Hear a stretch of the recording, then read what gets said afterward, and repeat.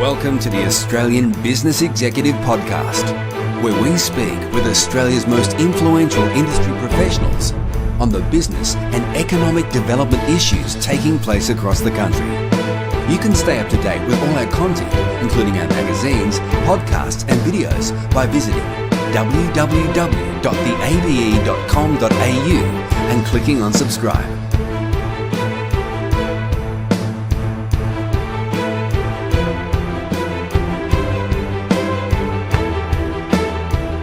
Today's podcast is brought to you by Sun Vista Homes. Sun Vista Homes are a key partner to Oxmar Properties and have been building homes in the Brisbane area for more than 26 years. Our guest today is Phil Murphy, founder and director of Oxmar Properties. Oxmar Properties have almost 30 years of experience as a property developer, providing Queensland landscapes that offer dream lifestyles at affordable prices. They endeavour to develop land into attractive and well-planned residential estates with allotments for family living at prices that are fair and reasonable.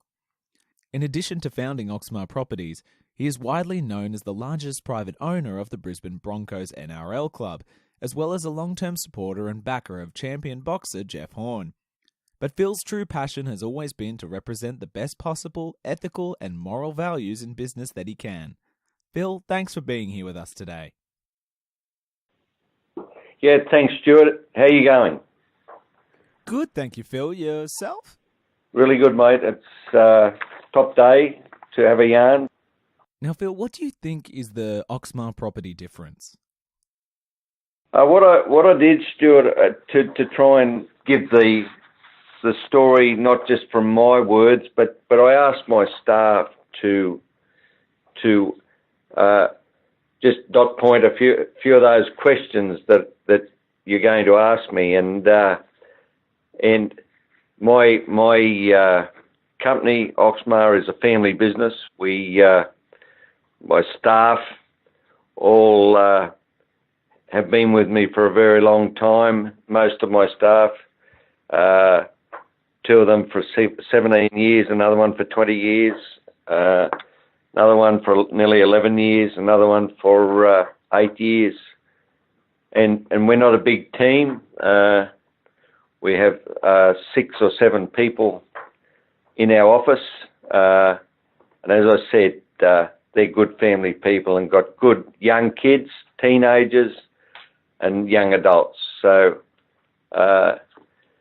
it's very close, the way we run our business, and I'm very grateful for that. And it's very hard to get good people, but I have for many years understood the meaning of if you've got good people around you and good honest people and good hard-working people, your business will go well, and that's what's happening with regards to the Oxmar Properties difference. So if I may, can I just quote what some of my staff have said? We take the time to get to know the people who buy our land. We ask questions. We want to know what people want and how we can achieve that for them.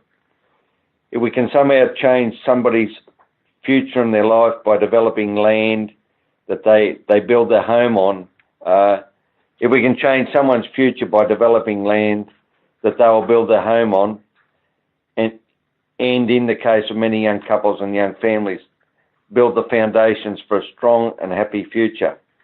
That's what we do. Another one of the staff said, we have pride in what is developed and ongoing, continuing.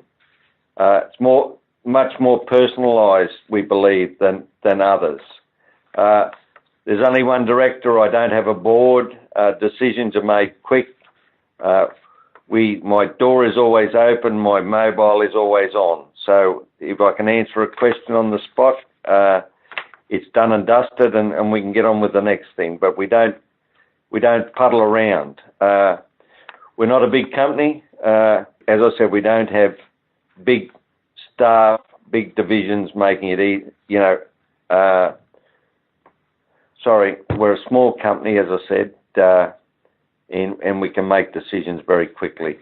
Another one of the staff said a small family-focused business, which I've already said. We have a very strong focus on ethics, values and morals. As mentioned before, I am available at all times. My mobile is on till 8 or 9 o'clock each night and on all weekends. And everybody that has bought from us, my mobile phone number is available to them. I enjoy people ringing me and asking me questions or updating me as to where they're at. That is a true blessing to me. Our commitment to our customers, like we've said, when we sit down with a customer who is struggling to get finance or for whatever reason they just can't get there, I'll always go out of my way to make it happen for them. If anyone really wants to be in any one of our estates, we do our darndest to get them into their dream, and that's building a home on their own block of land. People we deal with are more important to me than property. It's a personal world, and people are very important to me. You still have an old school, traditional way of doing business, don't you? I do. If the whole world could operate on a handshake or a hug, what a beautiful place it would be. So it's the old school way is the only way that I will do business. There's so much shenanigans and going on in the world today, and so many people out there that aren't that straight. But I still will always carry on my business and with an understanding that if I can look somebody in the eye and they look me in the eye and we can agree to something, that's better than any piece of paper. So it's critical for my business and my staff and my family that never changes. What changes have you seen in the property development industry during your time? There are a lot of changes. Even the people that we used to deal with in councils and governments and people coming to buy land, the whole world has changed, and it's rapidly changing with all this technology that's going on, and I don't understand technology. I can't come to grips with how quick the world is changing. But we try and stick with what we know and aim to do the best we can for everyone we deal with. The development industry's got tougher in respect of an approval for a development 10 years ago used to be probably on 10 or 12 pieces of paper. Today, some approvals are as thick as a book. So it's the bureaucratic world we're in, the continual changing of policies, the continual aim to try and protect the environment that exists, it is critical. I'm a great lover of trees and a great lover of wildlife, but I am a property developer as well. So it's important that we protect what we can, but the world is growing rapidly and the population's just exploding. So it's people have to live somewhere, and we try and honour that the best way we can. That if we can look after what's around us, we will. But other changes, just thinking.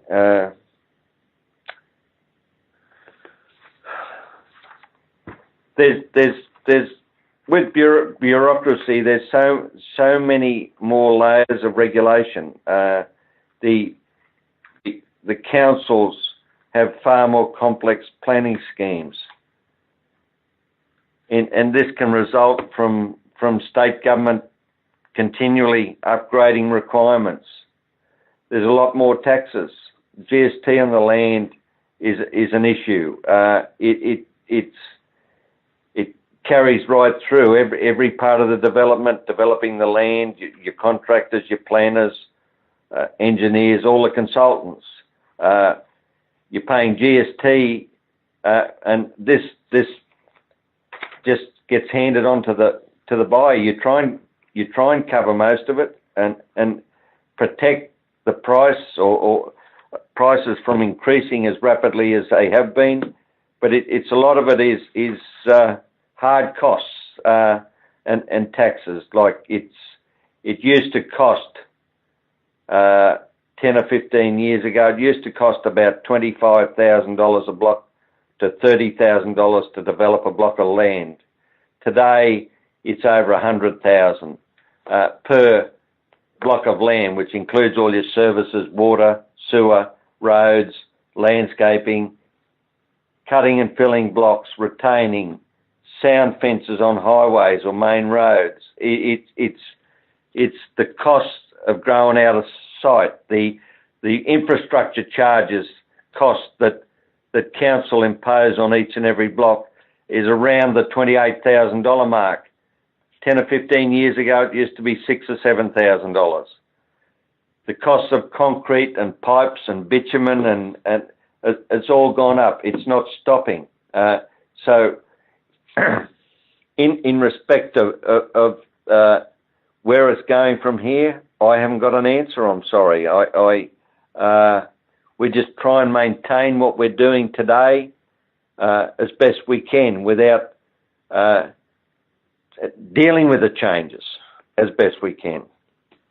There's the demographics of Southeast Queensland is varied. The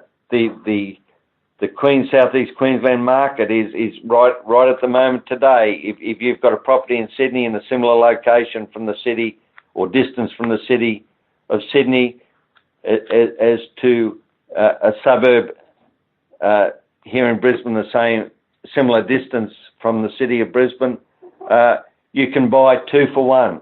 If you sell your property in Sydney or house and land, you could come to Queensland and get a similar location or similar distance from the city, 2 of the same product. It's the median in Sydney's gone by 1.15 million. The median in Brisbane is still around the 550 mark. So value for money is here in the state. The lifestyle's brilliant. We're seeing a lot of people coming from the south again. It stopped for quite a while, but it is happening again now. Other changes to the development industry. People years ago would buy land and sit for a while and wait longer than they do today.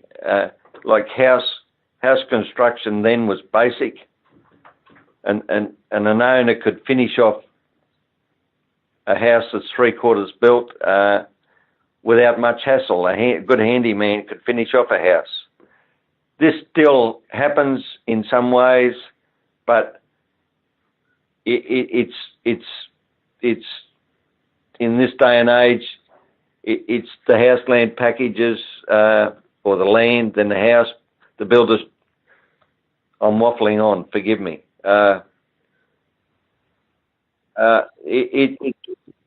It's far better today to just buy the turnkey product. That's just the way things have gone. As I say, years and years ago, people would finish off they'd paint their house or do the landscaping or install a letterbox, do the driveway. This day and age, it's changed in a way that it costs more, of course, but you want the complete product to move into. Outside of work, you've shown a commitment to investing in people, including boxing champion Jeff Horn, who recently beat Manny Pacquiao in July of this year. How did you get involved with him? I'm a people person. It's my life and my family and my people that work around me respect that I love people, and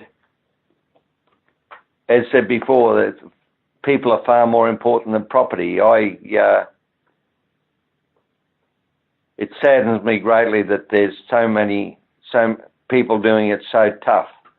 And my office is 12 k's out of the city, yet within 5 minutes of my office, there are 7 domestic violence refuges. There are chaplains required in all schools. Like I'm passionate about chaplaincy, so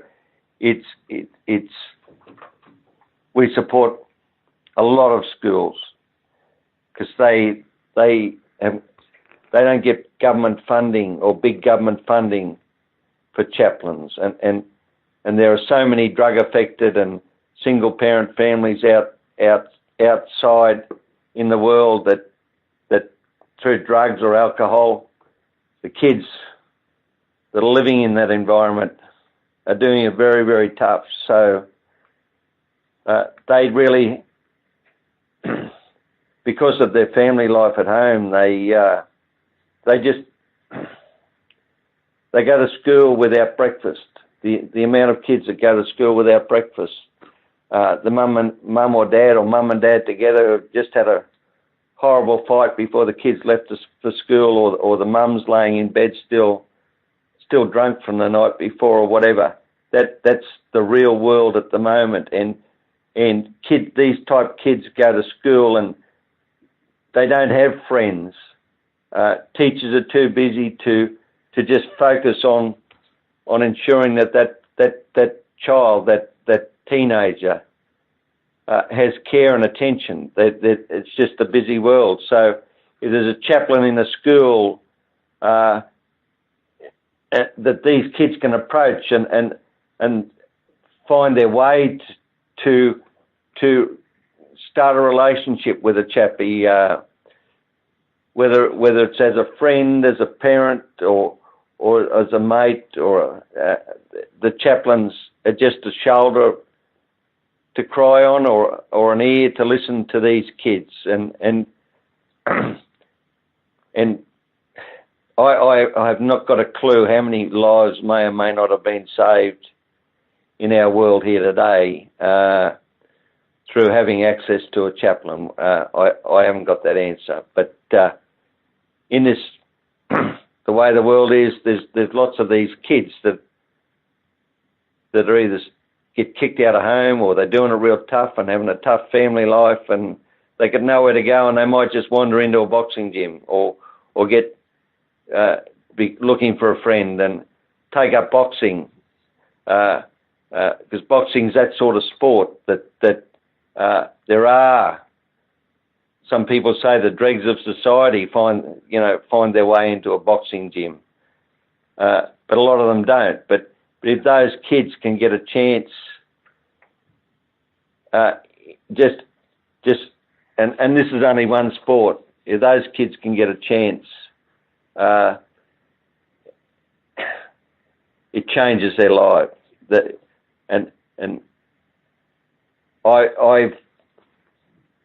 I actually looked after or cared for Alex Leopold for 9 years, and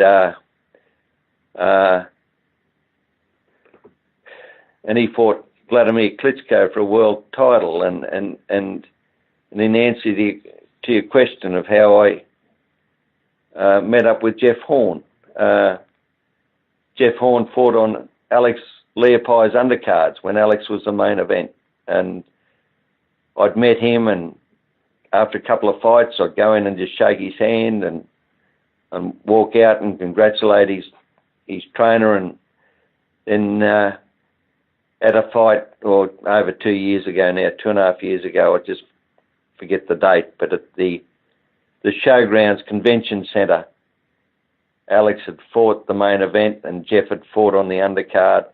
They both won, and I spent some time with Alex, and I wandered into Jeff's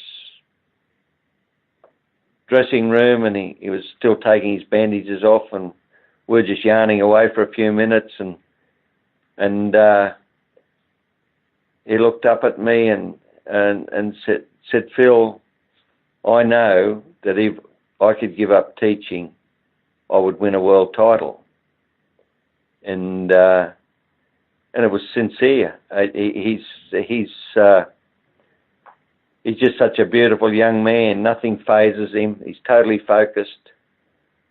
He's like a little kid. Yeah, you know, I would adopt him in a heartbeat. I've told his mum that many times. So following that fight night, at the time I said, "Well, you come and Navianda me in the next few weeks and just see where it goes. Have a look at what I do and how I run my business, and meet all my staff and meet their kids and their partners." Over the next couple of months, it took a couple of months, Jeff came over a couple of times with his dad, and I learned quickly, as I did with Alex, that Alex was determined to win a world title, but he was living at Slacks Creek, working at Virginia, having to drive to Gatton 4 nights a week to train, and his work was as a forklift driver and a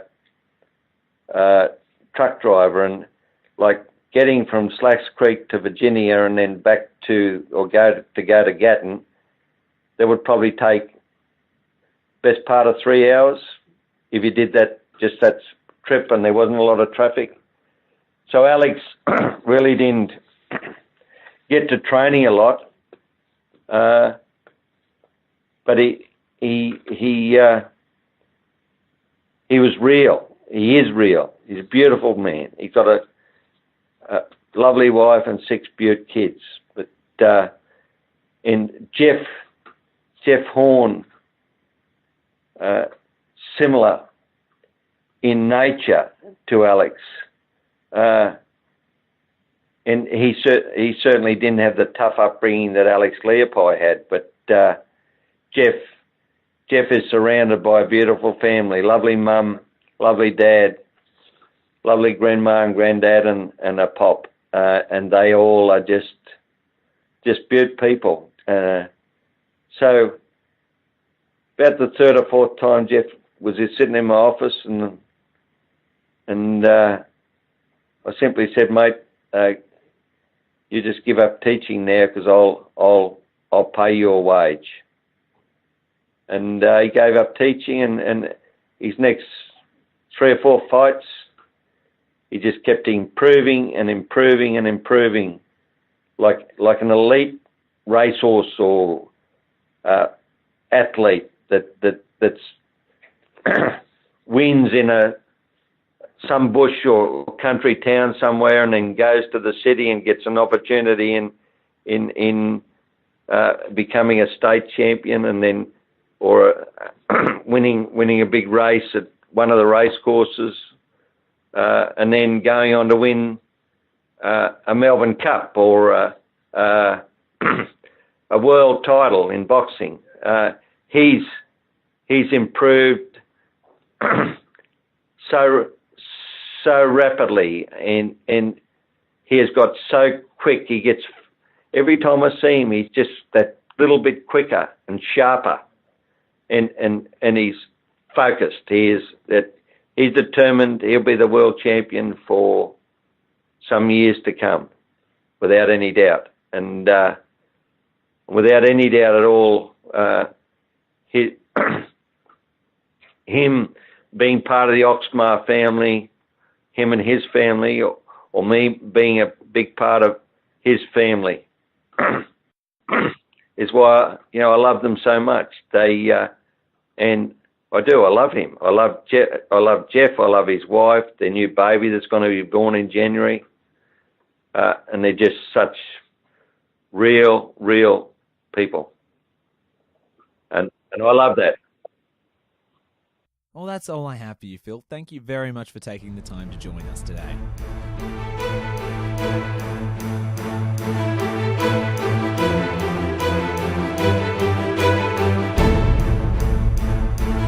This has been a production of the Australian Business Executive, a division of Romulus Rising Proprietary Limited. All rights reserved.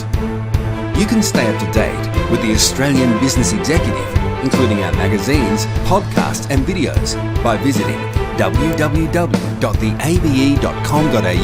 and clicking on subscribe.